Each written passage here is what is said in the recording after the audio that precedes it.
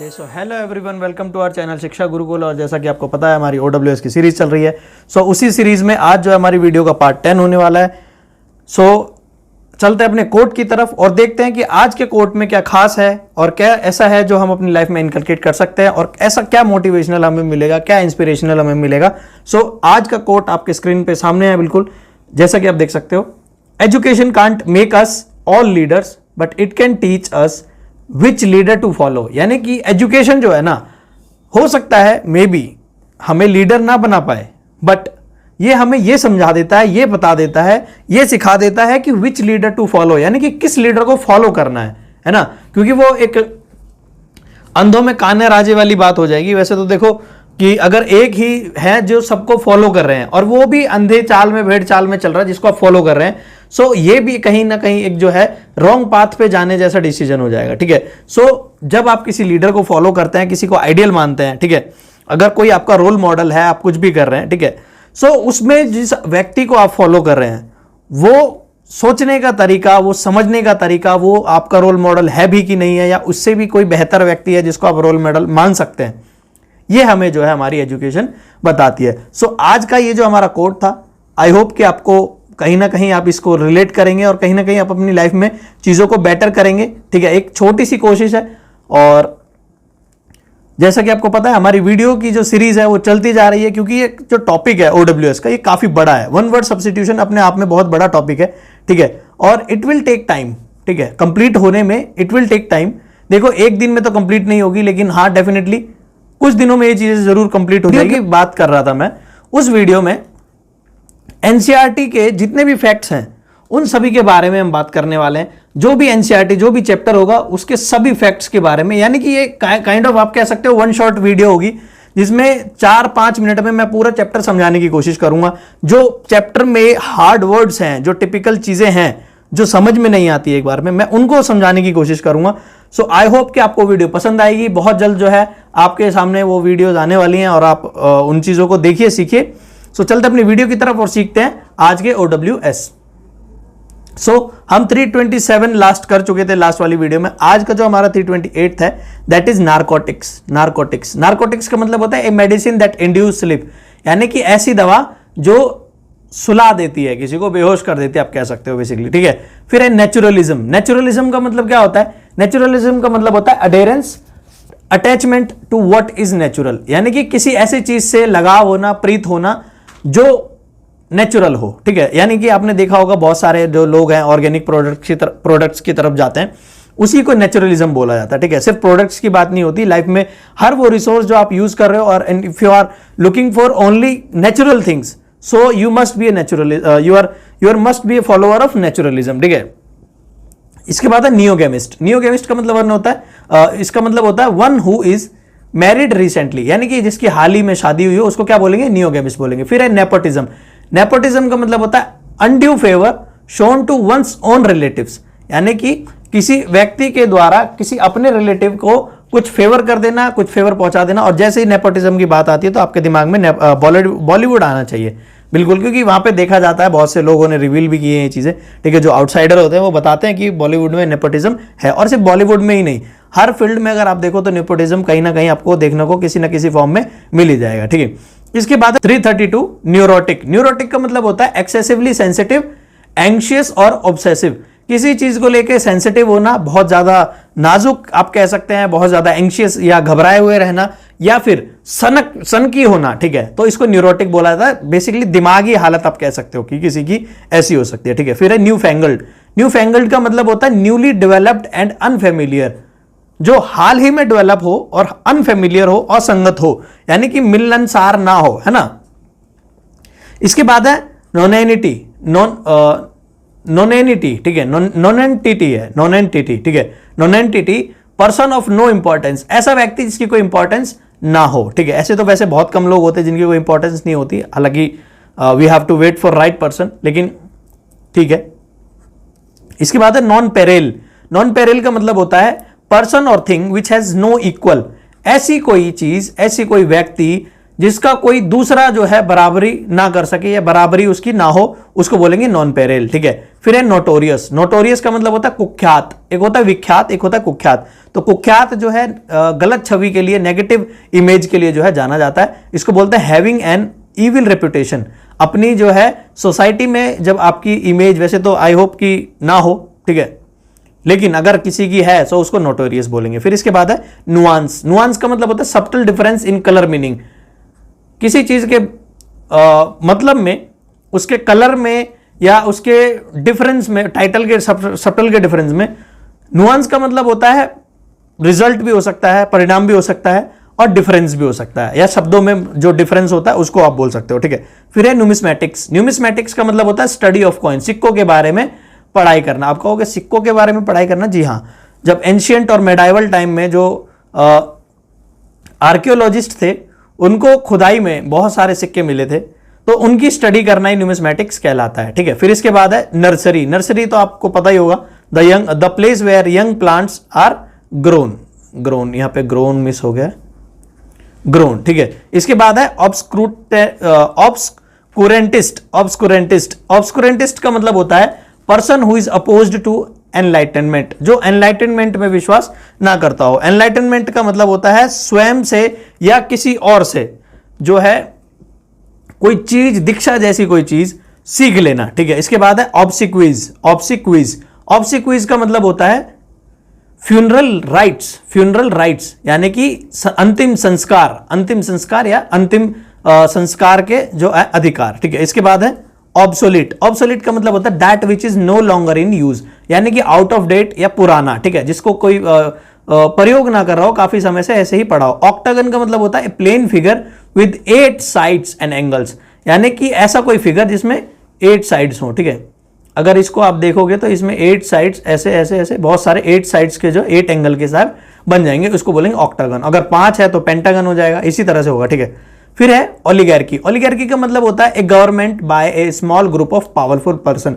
जब powerful person लेकिन छोटा सा ग्रुप हो और पूरे सरकार को चला रहे हो, जैसे यूएई वगैरह में आप देखते होगे। ठीक है, सो उसको बोलते हैं ओलिगार्की। इसके बाद है ओमनीफॉर्म। ओमनीफॉर्म का मतलब होता है एवरी शेप और फॉर्म। जैसे water has no shape but it is omniform, क्योंकि ये किसी भी बर्तन में किसी भी शेप को एक्वायर कर सकता है। ठीक है, फिर है ओमनीजीनस। ओमनीजीनस का मतलब होता है कंप्राइजिंग ऑफ ऑल काइंड्स, जिसके अंदर सभी चीजें मौजूद हो, उसको बोलते हैं ओमनीजीनस, या सभी प्रकार का होना। ठीक है, फिर है ओमनीपोटेंट। ओमनीपोटेंट का मतलब होता है ऑल पावरफुल। पावरफुल यानी गॉड। ठीक है, जो सबसे ज्यादा शक्तिशाली हो, तो गॉड को ही माना जाएगा।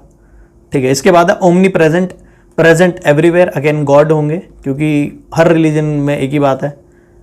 ओमनिशिएंट। ओमनिशिएंट का मतलब होता है नोइंग एवरीथिंग, यानी कि इंडियन मदर्स, जिनको सब कुछ पहले से पता होता है। ठीक है, वैसे ये कोई टॉन्ट नहीं था। ठीक है, फिर है ओपेक। ओपेक का मतलब होता है अपारदर्शी, जिसमें कुछ आर पार देखा ना जा सके। So something that which can not be seen through, जिसके आर पार ना देखा जा सके। इसके बाद है ऑप्टिमिस्ट। ऑप्टिमिस्ट का मतलब होता है a person who looks to the bright side of things. ऐसा कोई व्यक्ति जो सिर्फ आशावादी हो, यानी कि किसी भी चीज की, किसी भी वस्तु की सिर्फ उसे अच्छी साइड्स दिखती हो, बुरी साइड्स ना दिखती हो। ठीक है, ओरेटर। ओरेटर का मतलब होता है one who makes an eloquent public speech, यानी कि लोगों के बीच में बहुत अच्छा बोलने वाला वक्ता जो है, उसको बोलेंगे ओरेटर। ठीक है, इसके बाद है ऑर्किड। ऑर्किड का मतलब होता है गार्डन ऑफ फ्रूट्स, जहां पे बगीचे में जहां पे फ्रूट्स वगैरह लगे हो, फल वगैरह लगे हो, उसको ऑर्किड बोलेंगे। ठीक है, अगर यहीं पे ये फ्रूट्स की जगह फ्लावर होते तो इसको ऑर्किड बोलते हैं। क्या बोलते हैं? ऑर्किड बोलते हैं। इसके बाद है ऑर्फन। ऑर्फन का मतलब होता है a child whose parents are dead, ऐसा बच्चा जिसके माता पिता ना हो, उनकी मृत्यु हो चुकी हो। ठीक है, ostracize, to turn out of society. To turn out of society यानी कि बाहर निकाल देना, सोसाइटी से बाहर निकाल देना, सोसाइटी से बाहर निकाल देना। ठीक है, इसके बाद है ओविपेरस। ओविपेरस का मतलब होता है वैसे जीव या वैसे प्राणी जो अंडे देते हो, ना कि बर्थ देते हो सीधा सीधा। ठीक है, जैसे गाय वगैरह देखो आप, डॉग्स देखो, है ना, और भी जो पिग वगैरह है ना, तो ये सारे जो जानवर हैं, ये सब क्या करते हैं? ये सीधा सीधा बच्चों को जन्म देते हैं। लेकिन ओविपेरस वो होते हैं जो अंडे देते हैं। ठीक है, और अंडे के बाद जो है उनमें बेबी निकलता है। जैसे चिकन हो गया, चिकन क्या बोल रहा हूँ मैं, हैन हो गया, कॉक हो गया, और इसके बाद जो है पिकॉक हो गया, स्नेक्स हो गए, है ना। सो ये सारे अंडे देते, ठीक है। इसके बाद है 353 पैसिफिस्ट। तो पैसिफिस्ट का मतलब होता है जो व्यक्ति हर लड़ाई के खिलाफ हो, ए person who believes in the total abolition of war, पूरी तरह से किसी भी लड़ाई के खिलाफ हो, ठीक है। फिर है पेजेंट का मतलब होता है एलेबोरेट पब्लिक स्पेक्टेकल, यानी कि समाज के दूरदर्शन को और विशाल तरीके से या बड़े तरीके से, बृहद तरीके से देखना, ठीक है, सोसाइटी में जो भी चल रहा है, ठीक है, उसको बोलते हैं। फिर है पैलेटेबल का मतलब होता है food ordering that has a pleasant taste, तो ऐसी कोई चीज जो प्लीजेंट टेस्ट रखती हो उसको क्या बोलेंगे, स्वादिष्ट खाना बोल सकते हो आप। जैसे अगर पिज्जा है, मोमोस है, ये सब देखो स्वाद के बेसिस पे तो बिक रहा है सारा, ठीक है। फिर इसके बाद है पेनेशिया का मतलब होता है रामबाण, यानी कि remedy for all kinds of disease, यानी कि सभी बीमारियों का एक इलाज, इसको पेनेशिया बोलते हैं, हिंदी में रामबाण बोला जाता है, ठीक है। फिर है पेंडेमोनियम का क्या मतलब होता है, पेंडेमोनियम का मतलब होता है कंबरसम यानी शोरगुल, a wild and noisy disorder, ठीक है। अगर आप मार्केट में चल रहे हैं और आपको लग रहा है you are feeling there is pandemonium, तो इसका मतलब है शोरगुल हो रहा है बहुत ज्यादा, ठीक है। फिर है पेनेजिरिक या ग्रीक, कुछ भी बोल सकते हो आप, ठीक है। इसके बाद है piece of writing full of praise, यानी कि प्रशंसा करना, किसी की बहुत ज्यादा तारीफ करना, ठीक है। अंग्रेजों ने बहुत किया है भारत के इतिहास में, अपने आप को बहुत अच्छा दिखाया, ठीक है।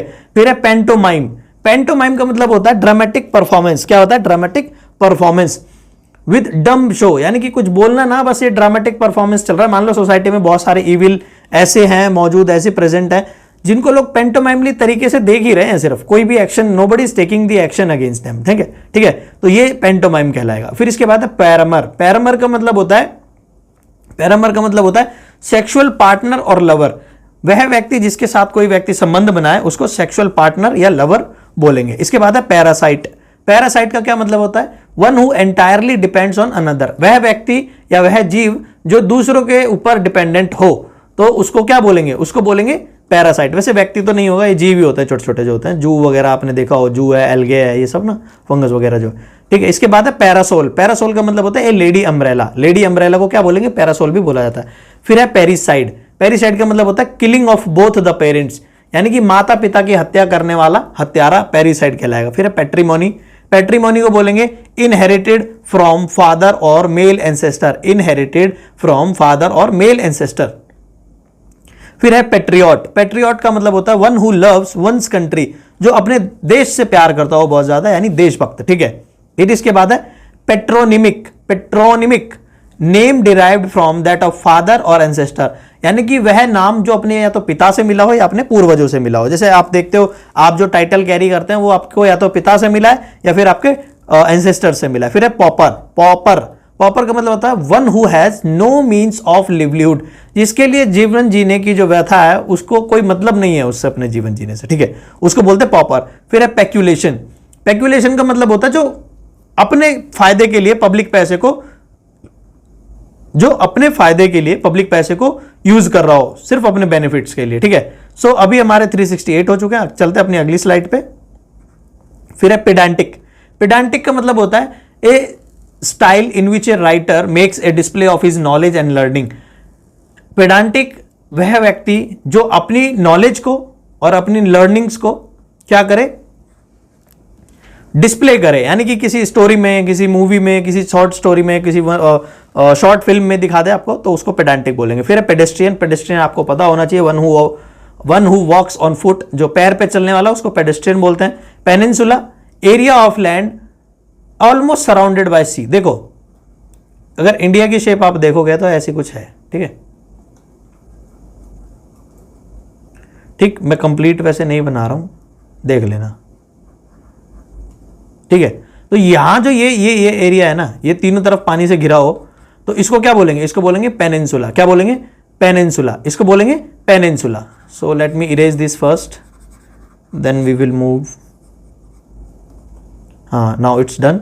सो पेनिनसुला आपको आई होप समझ में आ गया होगा। इसके बाद है पेंटागन, अभी हम ऑक्टागन देख चुके थे जिसमें 8 साइड्स थी, और पेंटागन में होती है 5 साइड्स। क्या होती है, 5 साइड्स। ऐसे ही हेप्टागन होता है, हेक्सागन होता है, नोनागन होता है, डेकागन होता है, ठीक है। फिर है परसेप्टेबल, अगर आपको इनपरसेप्टेबल याद हो, जिसको किसी भी सेंस से पता नहीं किया जा सकता, सो ये है परसेप्टेबल, यानी कि इन निकल चुका है इससे, तो इन जब भी निकल जाता है इन नेगेटिव वर्ड में, नेगेटिव सेंस में वर्ड को यूज किया जाता है इनको, ठीक है। So that can be perceived bye senses, जिसको महसूस किया जा सके सेंसेस से, अपने जो हमारे जो अंग हैं, ऐसे अंग जो जिनसे आप महसूस करते हो, त्वचा है, नाक है, आंख है ना, ये सारी चीजें। इसके बाद पैरोफेरेशन। पैरोफेरेशन का मतलब होता है कंक्लूडिंग पार्ट ऑफ स्पीच, जहां पर कंक्लूड किया जाए, सारा कुछ जो है संक्षिप्त में बताकर, और अंत में या शुरू में, अंत वैसे तो अंत में ही कंक्लूडिंग होती है, ठीक है, कंक्लूजन जो होता है लास्ट में ही होता है। सो कंक्लूडिंग पार्ट ऑफ स्पीच का मतलब होता है अंत, यानी कि आप जो है अब मुद्दे की बात कर रहे हो और इसमें कंक्लूड करोगे और आप इसको जो है कोई आइडिया सॉल्यूशन बता के और अब खत्म कर दोगे। फिर इसके बाद है परसिवरेंस। परसिवरेंस का मतलब होता है instant efforts to achieve something, यानी कि परसिवरेंस का अर्थ सीधा सीधा आपको यहां पे दिख रहा है कि आप इंस्टेंट, तीव्र गति से कोई एफर्ट करते हो, कोई प्रयास करते हो किसी चीज को अचीव करने के लिए, किसी चीज को हासिल करने के लिए। फिर है परस्पेक्युअस। परस्पेक्युअस भी बोल सकते हैं इसको, और परस्पेक्युअस भी बोल सकते हैं, कैसियस भी बोल सकते हैं, ठीक है। फिर एक इसका है मतलब quick in judging and understanding, किसी भी चीज को जज करना और अंडरस्टैंड करना, समझना, ठीक है। फिर है परवर्जन। परवर्जन का मतलब होता है चेंज टू समथिंग एबनॉर्मल और अननेचुरल, किसी चीज को एबनॉर्मल और अननेचुरल में बदल देना, यानी कि जो चीज नॉर्मली चल रही थी वो अननेचुरल हो गई है अब, और एबनॉर्मल हो चुकी है, यानी बेकार हो चुकी है, या पूरे तरीके से कहते अपने मनोवस्था में या अपनी अवस्था में, पुरानी अवस्था में नहीं है। इसके बाद है पेसिमिस्ट। पेसिमिस्ट का मतलब होता है a person who looks amuses himself by love making. सो ऐसा व्यक्ति, देखो एक तो ऑप्टिमिस्ट था, एक है पेसिमिस्ट। सो पेसिमिस्ट का मतलब ऐसा व्यक्ति जो अपने आप को सिर्फ अम्यूज करता रहे, ठीक है, किस चीज के लिए, लव मेकिंग के लिए। अब देखो ऐसे तो वैसे बहुत सारे लोग हैं जो ऐसा करते हैं, और मुझे शायद पता, अगर आप में से कोई ऐसा है पेसिमिस्ट तो आप मुझे बताएंगे। आई होप कि इसको आप समझ पा रहे होंगे। तो इसका मतलब होता है निराशावादी, ठीक है। सो निराशावादी वह व्यक्ति जो अपने आप को पेसिमिस्ट समझता है, ठीक है। और अगर ऐसा कोई है तो आप मुझे बताएं, will do something for you. पता नहीं है वो मैं क्या करना है वैसे, लेकिन will do something for you, ठीक है। सो ये थे आज के हमारे OWS, और मिलते हैं आपसे अपनी नेक्स्ट वीडियो में। Till then, thank you, bye bye.